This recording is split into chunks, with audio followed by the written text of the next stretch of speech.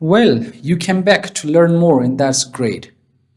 So now that you have come, let's talk about control structures or logic flow or control flow. Okay, control structures or control flow simply controls what line of code will be just executed next, or what block of code will be just executed next. And if I just simply tell you that this is the main part of problem solving and writing algorithms and creating problems, I've not just exaggerated. Okay, so this is very important. If somebody just tells me, yeah, what is the most important lesson or unit in computational thinking, yeah, I can say that, yeah, you have to understand control structures and how to use them very well. Okay, so discussing about control structures, as we told you, it simply controls the flow of the program. Then algorithms are basis of computer programming. And as we have discussed before, computers are mindless machines that simply do exactly what they are told. They follow a set of instructions simply far more quickly than humans. That is why they are very useful. Now, control structures control the flow of execution of program, okay? Or simply what block of code should be just run next. So we have got three control structures that we have to understand them very well. The first one is sequence. Sequence or linear execution, okay? And linear execution, lines of code are executed one by one, okay? One after the other. In the sequence, it is written. So that is sequence, okay? Then in selection or decision making, simply here we have a decision to make based on a condition that which block of code should run, okay? Or our execution flow should just go to which way. So there will be a condition, and based on the condition, we will have to just select between two different paths. Then the next one is repetition or iteration, okay? Simply that is an action repeated until a condition is met or a particular outcome is reached.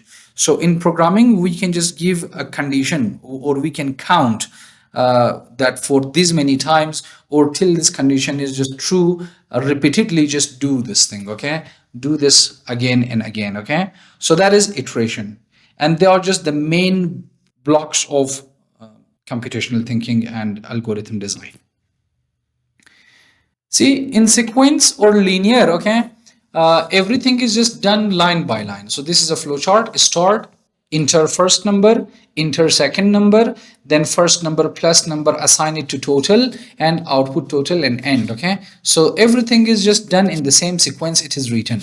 And this is pseudocode for that, okay? Please please enter the first number to display, receive first number from keyboard, and the same thing for the second one, and set total to first number plus second number, and send total to display. So these things will be just happening one after another in the same order that it is written. Then we have gotten selection. In selection, we have gotten a condition, okay? Simple. Is number smaller than 10? Then if this condition is true, we have to just take one path. If it is just false, we have to just do another thing, okay? So, and in flowcharts, the diamond symbol represents a decision with exactly two outputs, okay? Here we must have two outputs, okay? And arrows simply here shows true or false, or yes or no. And there is just a pseudocode example for that. If answer equals correct, then send well done to display. Else, it means if that is not correct, send try again to display, and end if, okay? That if closes here. So we have to just, then that is just a very good example for selection. Then we have got a multi-way selection, okay? Many conditions, and based on just those conditions, we have to just select one of them. For example, yeah, we say if this condition is true, do this. If it is false, do this, check this other condition.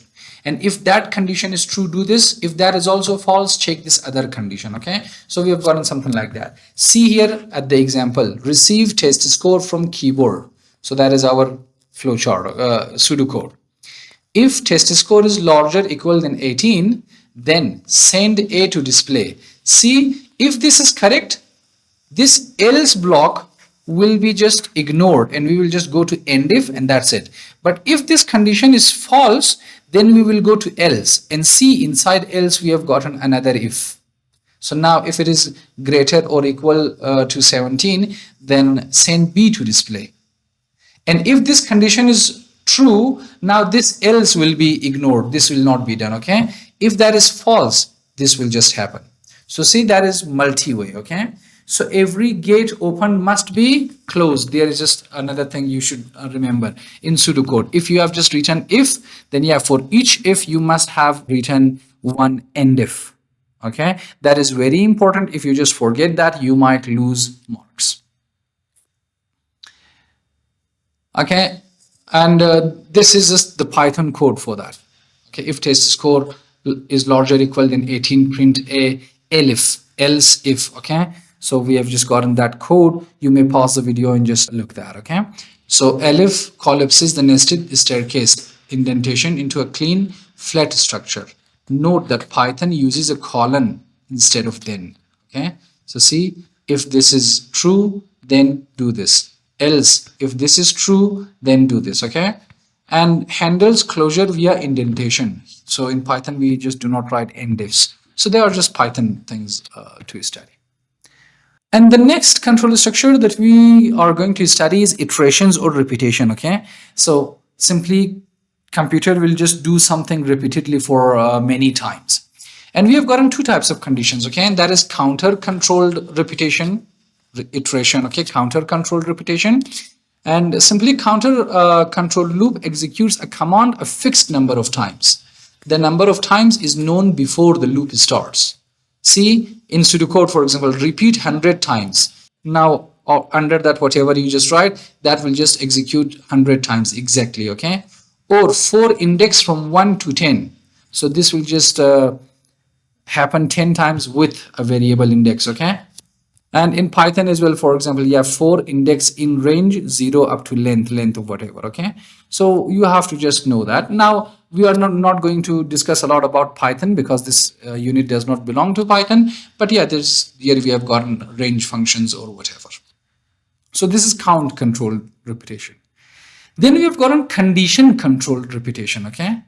Condition controlled repetition, this time we are not saying, yeah, do it 10 times or just something like that. We simply give a condition. That condition might be false in the first time. So even the body of our iteration might not run once as well. Okay, so that is condition control. Or maybe just it runs 2 times, maybe it runs 10 times. Okay, so that is. So the 0 runs path. If the condition is false upon arrival, the loop may execute 0 times. It looks before it leaves. Okay, so simply before checking the condition, before just going through the body, it just checks condition. Okay, yeah, while guess is not equal to answer, do something like this. Okay, set counter to count plus 1 or whatever, then end while. So in front of this while, we have gotten a condition. Okay, while guess is not correct to answer, not equal to answer. So overall, okay, we have just gotten this thing. Okay, the loop diagnostic metric. Okay, fixed, pre-conditioned and post-conditioned. Okay, we have post-conditions as well. See, fixed, we know how many times it will run. Okay, and guaranteed runs is n times, whatever n you have just given. Example, for index from 1 to 100, do now under that whatever you will write. Okay, so this happens 100 times. Preconditioned, that is while. Okay, trigger, a condition checks before entry. And guaranteed runs 0 times because it checks the condition first, then enters the block.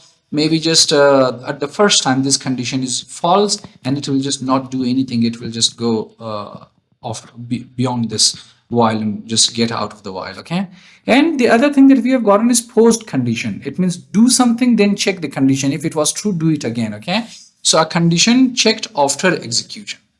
Then guaranteed runs, this one at least one time it will run.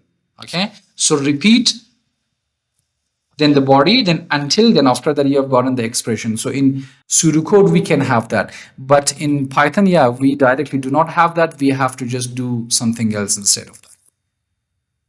Okay, here is the master blueprint. Okay, terminal symbol, start and end. So every algorithm must have. Okay, set a to 10. Then yeah, we have gotten a condition. If this condition is true, yes. Okay, if this is true, so do this repeatedly. Okay, If it is false, then yeah, just simply get out of that. You can just do many other things here or directly end. Okay, so that is our example. We are going to talk about how to test if our algorithm is correct. Okay, so the first thing that here we have, okay, dry run. Okay, dry run, simply it means tracing the algorithm line by line and performing the operations that it has and just is following it with the values, okay, and make changes to the values on a paper algorithm or our pseudocode. Okay, for example, see here, num1 is equal to num1 plus 1, so it was 0, so 0 is just removed. Then after that, yeah, we just store 1 there. Okay, if it changes inside the trace table. Okay, a trace table is a dry run itself. Okay, we can just use trace tables for dry run. Track execution line by line. Line by line, it tracks what happens here. Okay, then updating the table only when a variable changes. So if the variable does not change, it does not update that. Okay, but yeah, if just value of any variable changes, then yeah, it just writes that under that in the next row. Okay, every pass through a loop gets a new row. So if you just check if you have just gotten any loop or while or something like that, so every check will just get its own line. Okay, so final inspection, exam success tips. Okay, so the first one, variable needs starting values. Do not forget this, otherwise you might lose 1 mark. Okay, so any variable you are using in your program, first you have to just give a initial value to it, whether 0 or 1. Okay, setting counter to 1 and guess to 0 before the loop begins is a required mark, otherwise you will just simply lose mark. Okay, then check ranges systematically. When checking grade boundaries using selection, always process from the highest downwards. Okay, so see, if score is 90, then just 80, then 70. If you just do vice versa, if it is just 60, then you might just face problems. Okay, so for exam, yeah, do something like that. Always start from the greatest value. Then syntax rigor in pseudocode. Okay, every if must have an end if in pseudocode, and every while must have an end while. Okay, so enclosed between them will be just the body of the if or the body of the while. Okay, so do not forget that. And practice zone, identify the flowchart symbol used to represent a selection or decision, so that is diamond. Okay, dry run the following Python snippet. What is the final output? So for I in range 0 up to 3, so yeah, it will just go up to 2 and print I. So yeah, right now I is 0, so 0 will be printed, then after that 1 will be printed, then 2 will be printed. Okay, so 0, 1 and 2. And write a pseudocode for a program that asks for a number between 1 and 50. Stop executing if a number outside this range is entered. Okay, so yeah, here you have to use your own mind and you have to just draw a flowchart there. Okay, and that's it for today. Wish you all the best. Like and subscribe our channel. Kindly introduce us to your friends so we just get more inspired and motivated to create better tutorials, and we wish you all the best.